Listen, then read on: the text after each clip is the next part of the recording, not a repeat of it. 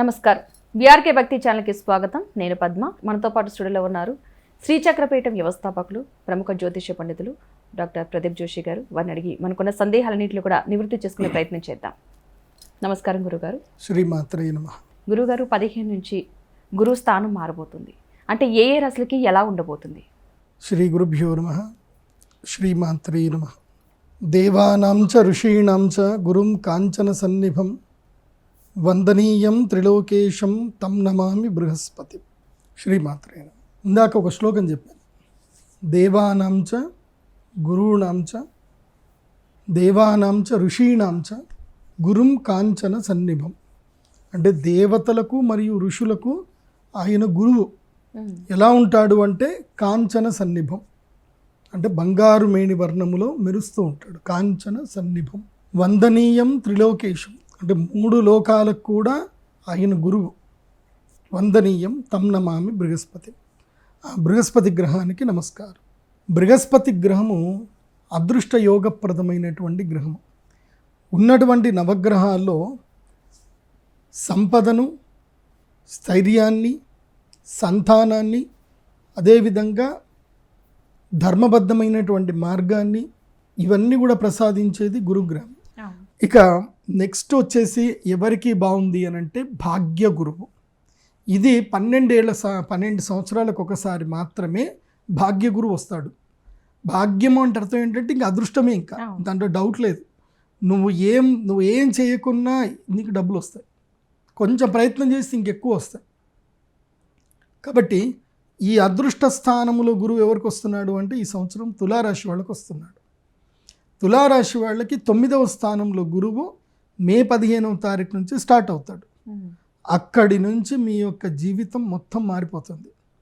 కాకపోతే ఏం చేయకుండా అంటే ఇంట్లో కూర్చొని మీరు వంట చేసుకుంటూ మూల కూర్చుంటా అంటే నడవదు. చాలని శాలరీతోటి ఏడుస్తూ ఉద్యోగం చేస్తే నడవదు. కాకపోతే ఒక్కటి మాత్రం చెప్తాను, ఎవరికి తులారాశి వాళ్ళకి ఈ వర్డ్ వాడకండి. ఇప్పుడు ఈ సంవత్సరం అంతా ఈ వర్డ్ వాడొద్దు. ఇప్పుడు ఆటో వాళ్ళు కానీ, ట్యాక్సీలు కానీ, లేకపోతే చిన్న ప్లంబింగ్ పని చేసే కానీ, ఏ పని చేస్తున్నా సరే మీకు సాటిస్ఫాక్షన్ లేకపోయినా సరే, మీకు ఆ పని మీద వచ్చే డబ్బులు సాటిస్ఫాక్షన్ లేకపోయినా కానీ నో అని మాత్రం చెప్పకండి. ఈ సంవత్సరము నో అని చెప్పొద్దు. ఎందుకోసమంటే అదృష్టం ఎప్పుడు ఎలా వస్తుందో మనకు తెలీదు. నో అని మాత్రం చెప్పకండి. నో చెప్పారంటే వచ్చే అదృష్టం పోతుంది. అది ఇప్పుడు ఉదాహరణకి నాకు ఒక వాస్తు చూడడానికి ఒక ఆఫర్ వచ్చింది. వాడు ఫోన్ చేశారు, నేను వాస్తు చూడాలంటే 1,00,000 రూపాయలు తీసుకుంటా, ఎక్కడికి పోవాలన్నా 1 లక్ష తీసుకుంటా. గురుగారు నేను 1 లక్ష ఇవ్వలేను, నేను 70,000 ఇస్తాను, దయచేసి మీరు రావాలి, మీ కాల్ మా దగ్గర పడాలి అని చెప్పి బతిమాడు. సరే వస్తాను అని చెప్పి ఒకరోజు పని మానుకొని సరే అని వెళ్ళా. ఆ 70,000 ఏమో కానీ అక్కడ వాడి ల్యాండ్ పక్కన ఇంకో ల్యాండ్ ఉంది. వాడు అక్కడికి వచ్చాడు, గురుగారికి వచ్చి మా ల్యాండ్లో కూడా కాలు పెట్టండి, రండి, నా ల్యాండ్ అమ్ముడు పోతలేదు అని అన్నాడు. అమ్ముడు పోతలేదా, ఎంతకు అమ్ముదాం అనుకుంటున్నావు ఏంది అంటే ఇంత అమ్ముదాం అనుకుంటున్నా గురుగారు, నాకు చాలా డబ్బులు అవసరం ఉన్నాయి అన్నాడు. ఇప్పుడు వాస్తవంగా బ్రోకర్ దగ్గరికి పోయారు అనుకోండి, మీడియేటర్ దగ్గర పోతే వాడు ఇంకో రేట్ యాడ్ చేసి చెప్తాడు, వాడి రేటుకి వీడి రేట్ యాడ్ చేసి చెప్తాడు. అదే డైరెక్ట్ బయ్యరే వచ్చి నాకు అవసరం ఉంది, ఇంత రేట్ ఉంది అని చెప్పి సెల్లర్కి చెప్పాడు, గురువు దగ్గర మాత్రం చెప్తాడు. నా దగ్గర చెప్పాడు, ఓపెన్ రేట్ చెప్పుకున్నాడు, నీకు ఇంత వస్తే చాలు గురూజీ, నేను ఇంత అనుకుంటున్నా, ఇంతకన్నా ఎంత వచ్చినా అమ్మదయ్యా అని చెప్పేసి అన్నాడు. సరే అని పోయి ల్యాండ్ అంతా చూసా, బాగుంది, నేనే కొనుక్కున్నాను ల్యాండ్, నాకు తక్కువ రేట్లో ల్యాండ్ దొరికింది. నేను ఆ 30,000 గురించి ఆలోచించి నేను వెళ్ళి ఉండకపోతే నాకు ఆ ల్యాండ్ దొరికేది కాదు. కాబట్టి ఆ ల్యాండ్ కొనుక్కోవడము జరిగింది. ఆ ల్యాండ్ నాకు ఇప్పుడు మంచి లాభంలో కూడా ఉంది. అంటే లాభం ఎవరికి జరిగింది అంటే నాకు జరిగింది. అంటే నేను నో చెప్పలేదు. సో నో చెప్పడం నేర్చుకోవద్దు. ఈ సంవత్సరం నో చెప్పకండి. ఏ పని వచ్చినా సరే ఎస్ అని చెప్పండి. అండ్ చిన్న పిల్లాడితోటైనా సరే ప్రతి ఒక్కళ్ళతోటి మర్యాదగా మాట్లాడండి, ప్రేమగా మర్యాదగా మాట్లాడండి. ఎంత మర్యాద అంటే ఇంకా వెన్నగారిపోవాలన్నమాట, ఇట్లా అంత మర్యాదగా మాట్లాడాలి.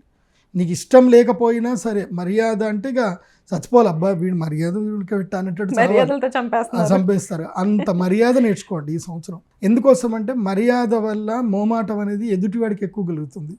ఎదుటివాడికి మోమాటం కలిగింది అంటే నీకు లాభమే. మోమాటం వల్ల కొంతమంది కొన్ని వదులుకుంటారు కూడా, అది జరుగుతుంది. నేనైతే వదులుకోను అనుకోండి, మన మోమాటం మనకు నడవదు. కొంతమందికి ఏంటంటే ఇక పొగుడతారు, పొగిడి పొగిడి పొగిడి ఇక మీదేముందండి ఇక్కడ దాకా మీరు కూడా ఇట్లా ఆలోచిస్తే ఎట్లా అండి అని అంటే సరే అని వదిలేస్తారనమాట. సో అలా మోమాటంతో చక్కగా సంపాదించుకోవచ్చు తులారాశి వాళ్ళు. తులారాశి వారికి ఈ సంవత్సరం మిస్ అయితే మళ్ళీ 5 ఏళ్ళు పడుతుంది మీకు రాజయోగం రావడానికి. మళ్ళీ ఇంక 2 ఏళ్ళు పడుతుంది అనుకోండి. 2 ఏళ్ల తర్వాత గురువు ఏకాదశంలోకి వస్తాడు, సింహరాశిలోకి వచ్చినప్పుడు వస్తాడు. అప్పుడు ఏం చేయాలో కూడా చెప్తాను. కానీ ఇప్పుడైతే తులారాశి వాళ్ళకి లక్కీయెస్ట్ టైము. ఇప్పుడు ఒకవేళ అదృష్టయోగ సిద్ధి కలిగింది అనుకోండి, ఈ అదృష్టం 3 సంవత్సరాల వరకు కంటిన్యూ అవుతుంది. ఈ సంవత్సరం ఎంత సంపద వచ్చినా తులారాశి వాళ్ళకి ఆ సంపద 3 ఏళ్ళ వరకు యోగిస్తుంది, బాగుంటుంది. కుబేరుణ్ణి ఆరాధన చేయాలి. గురుగ్రహం బాగా లేకపోతే గురుగ్రహ మంత్రముతో కుబేర సంపుటి మంత్రం ఒకటి ఉంటుంది. ప్రత్యేకంగా ఆ మంత్రంతో కనుక మనం యాగం చేసుకోగలిగితే జీవితంలో ఒక్కసారైనా, అది ధనత్రయోదశి కానీ అక్షయ తృతీయ కానీ ఈ 2 రోజులు చేయించుకోవాలి. మిగతా ఏ రోజు చేసినా ఫలించదు. కేవలం 2 రోజులు, ధనత్రయోదశి అక్షయ తృతీయ. లేదంటే ఒక్క ముహూర్తం వస్తుంది సంవత్సరానికి, 2 రోజులు మాత్రమే ఆ ముహూర్తం వస్తుంది. గురు పుష్యామృత యోగం, గురువారం పుష్యమి నక్షత్రం వచ్చే రోజు. ఆ విధంగా గురువు అనుగ్రహం గురించి అని మనము ప్రయత్నాలు చేయొచ్చు. అయితే గోచార రీత్యా కూడా గురువు వస్తే, జాతకంలో గురువు బాగా ఉండాలి, గోచారంలో కూడా. గోచారం అంటే ప్రతి సంవత్సరము గురుగ్రహము మారుతూ ఉంటాడు. సంవత్సరానికి ఒకసారి, అంటే 12 నెలలకు ఒకసారి గురుగ్రహం మారుతూ ఉంటాడు. ఆ మారినప్పుడు గోచారం కరెక్ట్గా ఉంటే కనుక తప్పకుండా గురువు అనుగ్రహిస్తాడు. ఇది ఏంది 100% రిజల్ట్. జాతకంలో గురువు బాగా ఉండాలి, గోచారంలో గురువు రావాలి. అది కాకుండా దశ కూడా గురు దశ నడుస్తుంది అనుకోండి, ఇంకా దానికి మించిన అసలు ఇంకా తిరుగులేదు వాళ్ళకి. 100% అంటే 100% వాళ్ళకి మేలు జరుగుతుంది. సో ఈ 3 కేటగిరీస్ అబ్జర్వేషన్ చేసుకోవాలి. ఒకటి జాతక బలం, రెండవది గురుబలం, ఇప్పుడు గురువు ఎలా ఉన్నాడు ఎక్కడున్నాడు అని తెలుసుకోవాలి. మూడవది దశాబలం కూడా చూసుకోవాలి. జాతకంలో గురువు బాగా ఉండి ప్రస్తుతము గురుదశ నడిచి ప్రస్తుతము గురువు బాగా ఉన్నాడు అంటే వాళ్ళ జీవితం అట్టి పరిస్థితుల్లో 100% వాళ్ళకి పాజిటివ్ ఎనర్జీ వస్తుంది, సిరి సంపదలు అద్భుతంగా కలుగుతాయి. అయితే గురుదశ వరకు ఉంది అని ఎట్లా తెలుసుకోవాలి అని అంటే జాతకం కావాలి. అలా గురుదశ చూసుకోవడం రాలేదనుకోండి, ఎప్పుడు గురుదశ నడుస్తుందని మనకి ఎలా తెలుస్తుంది?